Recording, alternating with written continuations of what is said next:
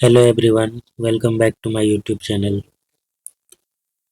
आज हम topic start करेंगे परमुटेशन। इससे पहले हमने अरेंजमेंट पे काफ़ी क्वेश्चन किए हैं।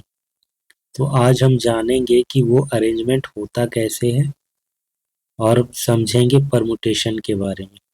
ये जो चैप्टर है परमुटेशन और कम्बिनेशन, ये काउंटिंग पर ही आधारित है। परमुटेशन क्या होता है, एक एग्जांपल लेकर के समझेंगे, फिर इसके डेफिनेशन को समझेंगे। हमारे पास एक एग्जांपल है, determine the number of three letter word with or without meaning which can be formed out of the letter of the word number। एक वर्ड है नंबर, ठीक है, इसके जो लेटर हैं NUMBER, यानी कि 6 लेटर हैं इसमें। इन 6 लेटर का इस्तेमाल करके हमको 3 लेटर के वर्ड बनाने हैं विथ और विदाउट मीनिंग। मतलब कि जो वर्ड्स बनेंगे उनके मीनिंग हो या ना हो, ऐसे 3 लेटर वर्ड्स कितने तरीके से बन सकते हैं, कितने ऐसे वर्ड पॉसिबल हैं 3 लेटर वाले। Total number of 3 letter word, ये उतने अरेंजमेंट हो सकते हैं जितने तरीके से हम इस बॉक्सेस को, तीनों बॉक्सेस को फिल कर सकते हैं। तो अब मान ले रहे हैं कि ये जो 3 बॉक्स है, इसमें पहला लेटर आएगा, दूसरा आएगा, तीसरा, यानी कि ये लेटर को रिप्रेजेंट कर रहे हैं। अब यहाँ पे कई तरीके से हम इसको भर सकते हैं, इसको कई तरीके से, इसको कई तरीके से। तो जितने अरेंजमेंट होंगे उतने ही वर्ड्स बनेंगे अलग अलग, ठीक है। और इसमें रिपीटेशन अलाउ नहीं है। रिपीटेशन अलाउ इसलिए नहीं है क्योंकि ये जो लेटर है इन्हीं को लेकर के बनाना है। तो एक लेटर को एक बार यूज करेंगे और कोई लेटर यहाँ पर रिपीटेड नहीं है। एक तरीके से ये ऑब्जेक्ट की तरह ट्रीट हो रहा है। तो इस बॉक्स को हम कितने तरीके से भर सकते हैं, हमारे पास 6 लेटर है ना, तो 6 ऑप्शन है हमारे पास। 6 लेटर, दैट मीन्स कि इस बॉक्स के लिए 6 ऑप्शन है। इन 6 ऑप्शन में से कोई भी आ सकता है, एन आ सकता है, UMBER, इनमें से कोई भी आ सकता है। यहाँ पर 6 तरीके हैं। अब 6 तरीके हैं लेकिन आएगा एक बार में एक ही, तो जो भी यहाँ पर आ जाएगा वो वाला यहाँ नहीं आ सकता। मान लीजिए यहाँ पर एन हमने फिल कर दिया, ठीक है, तो नेक्स्ट टाइम जब यहाँ पर भरेंगे तो यहाँ पर एन नहीं भर सकते। एन को छोड़ करके बाकी जो लेटर्स हैं UMBER, 5 लेटर, उनमें से कोई एक भराएगा। बट ऑप्शन इसके पास 5 होंगे, ठीक है, ये मतलब है। तो इसके पास 6 ऑप्शन, इसके पास एक कम हो जाएगा 5 ऑप्शन, फिर इसके पास एक कम हो जाएगा 4 ऑप्शन। तो total number of 3 letter word कितने हो जाएंगे? Permutation of 6 different letter taken 3 at a time. तो by fundamental principle of multiplication क्या हो जाएगा? 6 × 5 × 4 यानी कि 120। और इसी को हम क्या बोलेंगे? Permutation of 6 different letter taken 3 at a time. क्योंकि हमारे पास 6 लेटर थे और हमको 3 लेटर का वर्ड बनाना था, यानी कि उन 6 लेटर में से 3 लेटर को लेकर हमको अरेंज करना था। और वो 3 कोई भी हो सकते हैं, ये हो सकते हैं, या फिर ये हो सकता है, ये हो सकता है, ये हो सकता है, या फिर ये हो सकता है। ऐसे बहुत सारे कॉम्बिनेशन बन रहे हैं। तो इसी को क्या बोलेंगे? Permutation of 6 different letter taken 3 at a time. अब इसके डेफिनेशन को समझते हैं। A permutation is an arrangement in a definite order of a number of object taken some और all at a time. Permutation क्या है? परमुटेशन अरेंजमेंट है एक डेफिनेट ऑर्डर में, क्योंकि अलग अलग ऑर्डर से अलग अलग अरेंजमेंट बन जाता है। उदाहरण के लिए यहाँ पर NUM अगर लेते हैं 3 लेटर, और एक बार लेते हैं UNM, एक बार लेते हैं MUN, फिर एक बार लेते हैं MNU, तो ये सारे के सारे क्या हैं? अलग अलग हैं, क्योंकि लेटर का ऑर्डर चेंज हो रहा है। पहले N आ रहा है, दूसरे में U आ रहा है, तीसरे में M आ रहा है, इसमें पहले U, दूसरे में M, तीसरे में M। तो ऑर्डर जैसे ही बदलता है एक नया अरेंजमेंट मिल जाता है। नया अरेंजमेंट दैट मीन्स नया वर्ड। तो ये कहने का मतलब है। सो एक डेफिनेट ऑर्डर में अरेंजमेंट होता है उसी को परमुटेशन बोलते हैं। और जितने हमारे पास ऑब्जेक्ट दिए गए हैं उन सारे ऑब्जेक्ट को या फिर उससे कम को हम लेकर के अरेंज करते हैं। जैसे कि यहाँ पर 6 थे और हमने 3 को लेकर के अरेंज किया, तो हम क्या कर सकते थे, 6 में से एक का भी अरेंज कर सकते थे, 2 का कर सकते थे, 3, 4, 5, या फिर पूरे के पूरे 6 का भी लेकर के अरेंज कर सकते थे। तो 6 को लेकर अरेंज करेंगे तो क्या हो जाएगा, 6 बॉक्स बनाएंगे ऐसे। और हर एक को कितने तरीके से फिल कर सकते हैं, 6, 5, 4, 3, 2 ऐसे करके घटते हुए जाएंगे तो 6 से लेकर के 1 तक का मल्टीप्लिकेशन होगा। तो ये रहा हमारा डेफिनेशन परमुटेशन का। अब permutation when all the object are distinct. अब परमुटेशन निकालेंगे जब जो हम ऑब्जेक्ट को अरेंज कर रहे हैं तो वो सारे ऑब्जेक्ट डिफरेंट हो, डिस्टिंक्ट हो, तब परमुटेशन कैसा होगा। ऐसा भी पॉसिबल है कि जो ऑब्जेक्ट को हम अरेंज कर रहे हैं उसमें से कुछ आइडेंटिकल हो, ठीक है। तो इस पर एक थ्योरम है, the number of permutation of n distinct object. यहाँ पर डिस्टिंक्ट ऑब्जेक्ट की बात हो रही है, ठीक है, डिस्टिंक्ट वाला केस है, आइडेंटिकल वाला केस आगे देखेंगे। तो number of permutation of n distinct object taken r at a time where r क्या है, 0 से बड़ा है, ठीक है। एन ऑब्जेक्ट है, एन कोई नंबर है, पॉजिटिव इंटीजर होगा, और आर क्या है, उससे छोटा या बराबर हो सकता है लेकिन 0 से बड़ा। मतलब कुछ ना कुछ आपको लेना पड़ेगा, एन में से कुछ ना कुछ लेना पड़ेगा। ऐसा नहीं है कि कुछ भी ना ले, 0 नहीं ले सकते आप, 1 ले सकते हैं, 2 ले सकते हैं, 3, या फिर पूरा का पूरा एन के बराबर ही ले लें। ये कहने का मतलब है इसका। And the object do not repeat as. तो वो अरेंजमेंट या परमुटेशन कैसा होगा, वो होगा n into n minus one, n minus two, ऐसे घटते घटते हम आर ले रहे हैं ना। सो एन में से एक बार n into n minus one, 1 घटा, एक बार 2 घटेगा, फिर 3 घटेगा, ऐसे घटते घटते आर हम अरेंज कर रहे हैं, आर को ले रहे हैं, तो n minus r minus one तक जाता है, ठीक है। जितना का अरेंज कर रहे हैं उससे एक कम, आर को अरेंज कर रहे हैं एन में से आर को, तो आर माइनस वन तक ही जाता है। इसी को हम ब्रेक जब करेंगे तो आर प्लस वन होता है। यही चीज यहाँ पर लिखा गया है। और इसी अरेंजमेंट या परमुटेशन का जो नोटेशन है उसको बोलते हैं permutation of n taken r at a time. और उसका जो नोटेशन है वो एन पी आर, एन यहाँ पर ऊपर होता है, पी ऐसे बड़ा सा, पी मतलब परमुटेशन, और स्मॉल आर, आर एन से ही लिया जाता है। एन कोई नंबर होगा, आर जो होगा 0 से बड़ा, और एन के बराबर हो सकता है बट एन से बड़ा नहीं हो सकता। तो इसे प्रूव करेंगे हम।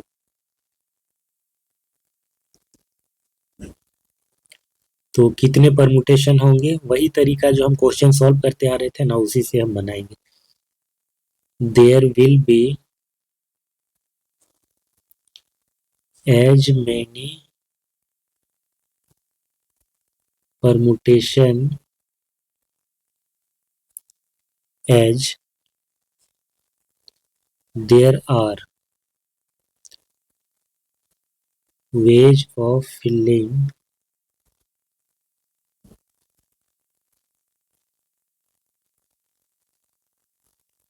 filling in our vacant places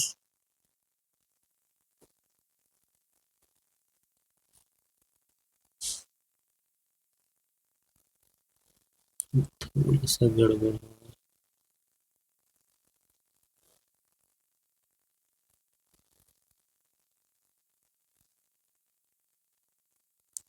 ठीक है, तो आर वैकेंट प्लेस हम मान लेते हैं 1, 2, 3।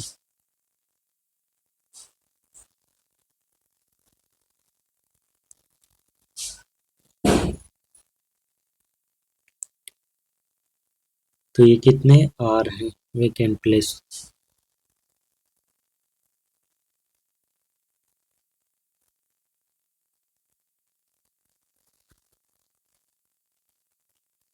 इनको भरना है बाय द एन ऑब्जेक्ट, हमारे पास एन ऑब्जेक्ट है, एन ऑप्शंस है, उससे हमको फिल करना है। तो जो पहला बॉक्स होगा उसको कितने तरीके से भर सकते हैं? The first place can be field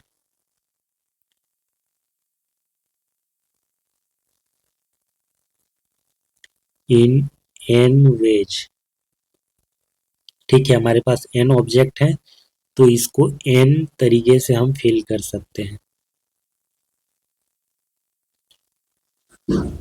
इसके बाद जो दूसरा बॉक्स होगा उसके पास एक ऑप्शन की कमी हो जाएगी। Second place can be filled in n minus one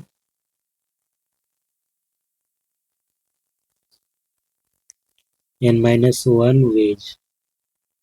तो ये हो जाएगा कितना? N minus one. इसके बाद third place can be filled in n minus two ways. So ये कितना हो जाएगा? N minus two ways. So अब देखिए, जो फर्स्ट प्लेस था हमारा उसको एन वेज में फिल किए, सेकेंड को हम किए एन माइनस वन। तो अब पैटर्न को अगर आप समझें, ये फर्स्ट है, ये सेकेंड है, ये थर्ड है, फोर्थ है। तो सेकेंड को हम जब फिल कर रहे हैं सेकेंड को, तो एन माइनस वन आ रहा है, यहाँ पर टू, तो ये वन। जब थर्ड को हम फिल कर रहे हैं तो एन माइनस टू आ रहा है, यहाँ पर थ्री, यहाँ पर टू, यानी कि एक कम हो जाता है। तो अगर हम आर को फिल करेंगे, आर एथ बॉक्स को या आर एथ प्लेस को, तो क्या हो जाएगा? N minus r minus one, ये होगा ना, क्योंकि ये एक कम हो रहा है, जितना ये है उससे एक कम, ये जितना है उससे एक कम।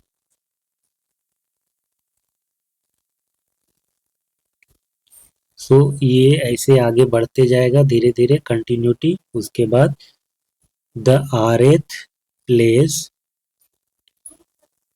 Can be filled in n minus r minus one veg.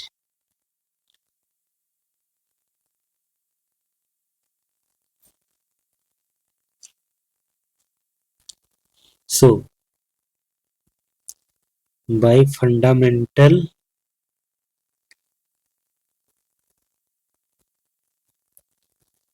principle of counting,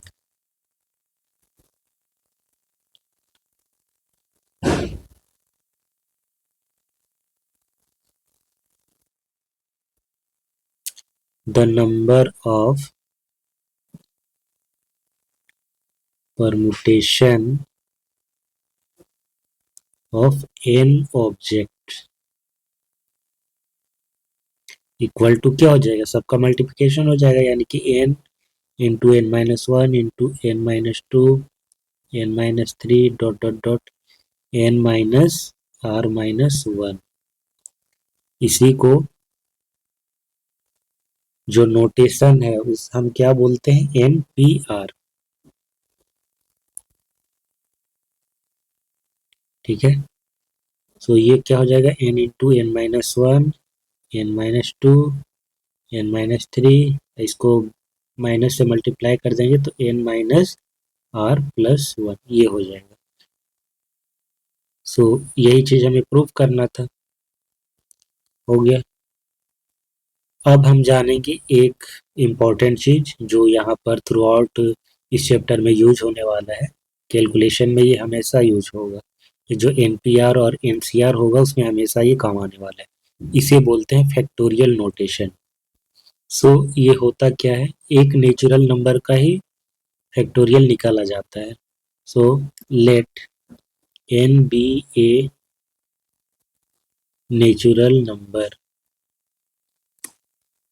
then factorial of n is denoted by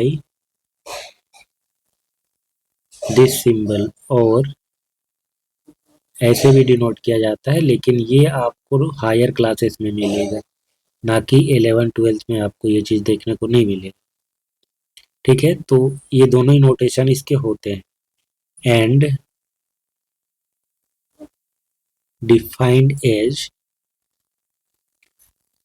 N कोई नेचुरल नंबर है, ठीक है, इसका फैक्टोरियल को ऐसे डिनोट करते हैं, और ये डिफाइन कैसे होता है, एन जो भी नंबर हो into n-1 into n-2 into n-3। तो घटते जाएगा, अब घटते जाएगा, एक एक करके कम हो रहा है, पहले एन है उसमें एक कम कर देंगे, फिर एक कम कर देंगे इसमें से, तो n-2 हो जाएगा, फिर n-2 में से एक कम कर देंगे तो n-3 हो जाएगा। तो ऐसे कभी ना कभी एक कहाँ तक जाएगा, 3 मल्टीप्लाई 2 मल्टीप्लाई 1 तक आएगा। ठीक है, तो n का फैक्टोरियल क्या हो गया, 1 से लेकर के n तक का प्रोडक्ट हो गया, यही मतलब है ना। इसको हम ऐसे भी तो लिख सकते हैं, 1 मल्टीप्लाई 2 मल्टीप्लाई 3 मल्टीप्लाई 4 मल्टीप्लाई ऐसे करते करते n-1 मल्टीप्लाई n तक। n-1 मतलब n से जस्ट पहले, n तक जा रहे हैं ना, तो n से जस्ट पहले n-1 आएगा, तो यहाँ तक हम मल्टीप्लाई करते हैं, इसको मल्टीप्लाई साइन लिख देते हैं। ठीक है, तो n का फैक्टोरियल क्या हो गया, 1 से लेकर के n तक का प्रोडक्ट, इसी को बोलते हैं फैक्टोरियल ऑफ n। इसको पढ़ते कैसे हैं, इसको बोलेंगे हम n factorial, read as n factorial,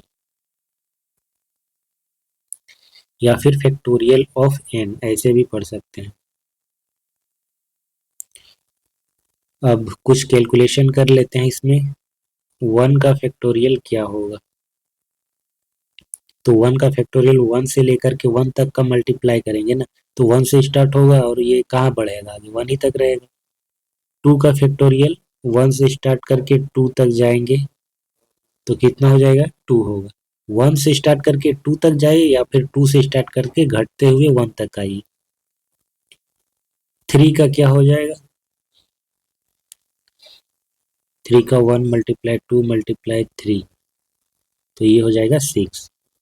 4 का क्या हो जाएगा, 1 multiply 2 multiply 3 multiply 4 equal to 6 नहीं, 6 चौके 24, 3 तक तो 6 हुआ था, है ना, ऐसे भी समझ सकते हैं।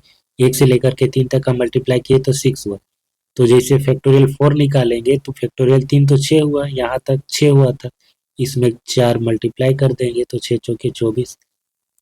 फैक्टोरियल 5 क्या हो जाएगा, 1 2 3 4 5, 4 तक तो 24 था, अब 24 में 5 मल्टीप्लाई कर देंगे, एक बढ़ जाएगा, तो 5 चौके 20, 0, 5 दूनी 10, 11 12, 120 होगा। अब इसमें कुछ फॉर्मूला भी हैं, उसे भी समझ लेते हैं।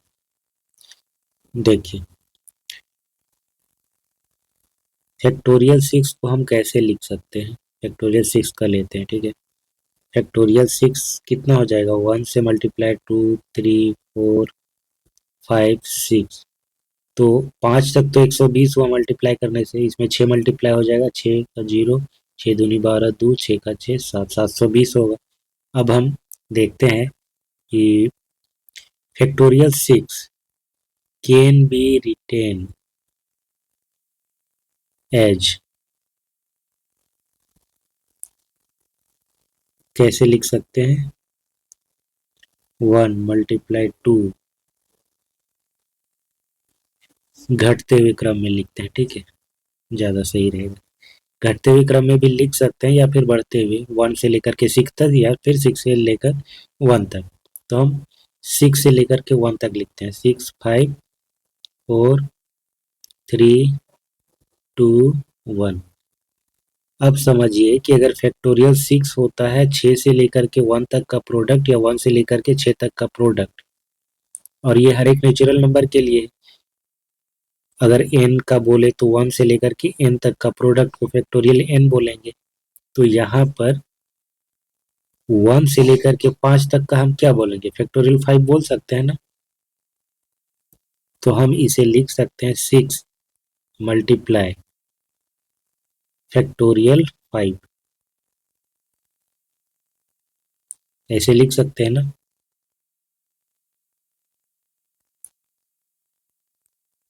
ठीक उसी तरीके से सिमिलरली फैक्टोरियल 5 को हम कैसे लिख सकते हैं, 5 4 3 2 1। तो 5 को हम रहने दें, मल्टीप्लाई 4 से लेकर के 1 तक को हम फैक्टोरियल 4 बना दें। तो अब देख रहे हैं उसी तरीके से फैक्टोरियल 4 का क्या लिख सकते हैं हम इसको, 4 मल्टीप्लाई फैक्टोरियल 3। तो अब ऑब्जर्व करेंगे कि फैक्टोरियल 6 को हम लिख सकते हैं 6 मल्टीप्लाई फैक्टोरियल 5, यानी कि ये जो नंबर है वो मल्टीप्लाई और फैक्टोरियल में से एक कम करके। फैक्टोरियल 5 को हम कैसे लिख रहे हैं, 5 फैक्टोरियल को 5 मल्टीप्लाई 4 फैक्टोरियल। 4 फैक्टोरियल को हम कैसे लिख रहे हैं, 4 मल्टीप्लाई 3 फैक्टोरियल। उसी तरीके से 3 फैक्टोरियल को कैसे लिखेंगे, 3 मल्टीप्लाई 2 फैक्टोरियल। इन जनरल अब हम इसको जनरलाइज कर दे रहे हैं। n फैक्टोरियल क्या हो जाएगा, n मल्टीप्लाई n माइनस 1 का फैक्टोरियल, ये हो जाएगा। ये एक फॉर्मूला बन गया, ठीक है, एक फॉर्मूला बन गया। सो फैक्टोरियल n को हम ऐसे लिख सकते हैं n माइनस 1 फैक्टोरियल, और n इंटू n माइनस 1। अब फैक्टोरियल n माइनस 1 को भी हम कम करके लिख सकते हैं ना, जैसे कि यहाँ पर अगर ध्यान दें, फैक्टोरियल 5 जो है हमारा, फैक्टोरियल 5 जो है उसको हम क्या लिखे थे, 5 मल्टीप्लाई 4 फैक्टोरियल। फिर हम यहाँ से 4 को भी बदल सकते हैं, 5 मल्टीप्लाई 4 फैक्टोरियल। 4 को हम 4 निकाल दे रहे हैं, 3 फैक्टोरियल कर दे रहे हैं, ऐसे लिख सकते हैं। इसको भी ऐसे लिख सकते हैं, 6 मल्टीप्लाई 5 फैक्टोरियल को क्या करेंगे, 5 निकाल देंगे और 4 का फैक्टोरियल, ऐसे लिख सकते हैं। और चाहे तो इसको घटा सकते हैं, 6 5 4 को बाहर निकाल के 3 फैक्टोरियल कर सकते हैं। तो ऐसे ऐसे करते जब एक्सपेंड करेंगे ना, तो फाइनली हमको यही वाला चीज मिलेगा। तो वही चीज यहाँ पर कर रहे हैं, n इंटू एन माइनस 1 का फैक्टोरियल था। अब n माइनस 1 को बाहर निकालेंगे तो n माइनस 1 इंटू एक और कम हो जाएगा, n माइनस 2 फैक्टोरियल हो जाएगा।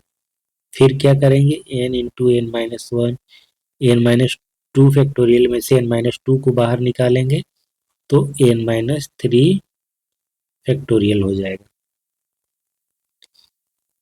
लेकिन यहाँ पर एक कंडीशन है कि n जो है 1 से बड़ा होना चाहिए, यहाँ पर n 2 से बड़ा होना चाहिए, n 3 से बड़ा होना चाहिए, क्योंकि 3 से छोटा होगा तो नेगेटिव हो जाएगा, और अगर 3 के ही बराबर होगा तो जीरो हो जाएगा। हालांकि फैक्टोरियल जीरो का वैल्यू 1 होता है, उसे भी हम कैलकुलेट करेंगे, देखते हैं चलिए। फैक्टोरियल जीरो बराबर 1 क्यों होता है,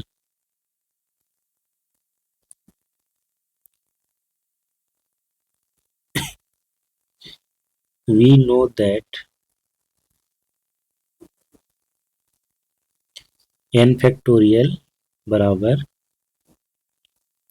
n into n minus 1 factorial. Put n equal to 1, n का वैल्यू हम 1 रखते हैं, तो क्या हो जाएगा, 1 फैक्टोरियल बराबर 1 इंटू 1 माइनस 1 फैक्टोरियल। सो 1 फैक्टोरियल 1 होता है, आपको पता है, 1 इंटू और 1 माइनस 1 कितना हो जाएगा, जीरो, और जीरो का फैक्टोरियल। सो जीरो का फैक्टोरियल क्या आ गया, 1 आ गया। सो उसी फॉर्मूला से हम कैलकुलेट करते हैं, जीरो का फैक्टोरियल ये ऐसे आता है। नेगेटिव नंबर का फैक्टोरियल नहीं निकाला जाता। कुछ क्वेश्चन करते हैं इस पे। क्वेश्चन है स्क्रीन पे, फैक्टोरियल 5 का वैल्यू, वैसे ये सब करने लायक क्वेश्चन है भी नहीं। 5 का फैक्टोरियल क्या होगा, 5 मल्टीप्लाई 4 मल्टीप्लाई 3 मल्टीप्लाई 2 मल्टीप्लाई 1 क्या हो जाएगा, 120 होगा। दूसरा क्या है, 7 का फैक्टोरियल, तो थोड़ा फॉर्मूला का इस्तेमाल करके करते हैं ना। 7 मल्टीप्लाई 6 मल्टीप्लाई 5 का फैक्टोरियल ऐसा लिख सकते हैं। घटाते हुए जहाँ तक चाहे आप वहाँ तक छोड़ करके उसके बाद वाला नंबर का फैक्टोरियल लिख सकते हैं। तो 7 निकाल दिया फैक्टोरियल, 7 में से 7 निकाल दिया, 6 निकाल दिया, 5 तक 5 का फैक्टोरियल कर लिए। हम चाहे तो 7 6 5 इनको निकाल कर 4 का फैक्टोरियल कर सकते हैं, लेकिन अभी अभी हम 5 का फैक्टोरियल निकाले हैं, इसीलिए 7 मल्टीप्लाई 6 और 5 का फैक्टोरियल कितना हुआ, 120 हुआ। 7 6 का 42, 120। तो कितना हो जाएगा, 0 12 दूना 24, 4 2 12 चौक 48, 49 50। तो इतना होगा। इसके बाद है question number 3, factorial 7 minus factorial 5। वैसे मेरी आदत हो गई है फैक्टोरियल पहले बोलने की। पढ़ा जाता है 7 फैक्टोरियल 5 फैक्टोरियल ऐसे, बट हम ऐसे ही पढ़ते हैं, फैक्टोरियल 7 फैक्टोरियल 5। तो 7 का फैक्टोरियल कितना था, 5040 माइनस 5 का फैक्टोरियल 120, कितना हो जाएगा, 0 2 10 में 1 9 4। सो इतना आएगा। नेक्स्ट एग्जाम्पल देखते हैं। इसमें एक एग्जाम्पल करेंगे, दूसरा वाला अलग से करेंगे। सो क्या है ये, 7 का फैक्टोरियल डिवाइडेड बाय 5 का फैक्टोरियल। तो हम क्या करेंगे, 7 को एक्सपेंड जब करेंगे ना, अगर 7 का वैल्यू आपको पता है फैक्टोरियल 7 का, तो वो लिख करके नीचे लिख करके डिवाइड कीजिए। या फिर हम क्या करेंगे, यहाँ पर स्मार्ट वर्क करेंगे, एक्सपेंड करेंगे 7 मल्टीप्लाई 6 मल्टीप्लाई, ऐसे करके कहाँ तक जाता है, 1 तक जाता है ना। और फिर नीचे हम करेंगे ये, तो फिर इसको काटेंगे ऐसे ऐसे, 3 3 2 2 1 1। इतना करने के बजाय हम क्या करेंगे, कुछ और कर सकते हैं। 7 को निकाल लिया, 6 को निकाल लिया, 5 तक जैसे पहुंचेंगे 5 को हम नहीं निकालेंगे, 5 का हम फैक्टोरियल लिख देंगे। नीचे 5 का फैक्टोरियल पहले से है, तो ये क्या हो जाएगा, कैंसल आउट हो जाएगा इसके साथ, क्योंकि 5 का जो फैक्टोरियल है उसको एक्सपेंड करेंगे तो 5 4 3 2 1 इनका प्रोडक्ट आएगा, नीचे भी वही आएगा, तो इवेंचुअली वो तो कटेगा ही कटेगा। तो बच क्या जाएगा हमारे पास, 7 गुना 6 यानी कि 42। तो ये होगा आंसर इसका। ठीक है, बाकी के एग्जाम्पल नेक्स्ट क्लास में, उसके बाद एक्सरसाइज के क्वेश्चन करेंगे। वीडियो अच्छा लगा हो तो इसे लाइक और शेयर करें, चैनल को सब्सक्राइब भी कर लें। वीडियो के डिस्क्रिप्शन पे जा कर के आप पुराने लेक्चर देख सकते हैं। तो मिलते हैं नेक्स्ट क्लास में। Thanks for watching, bye bye.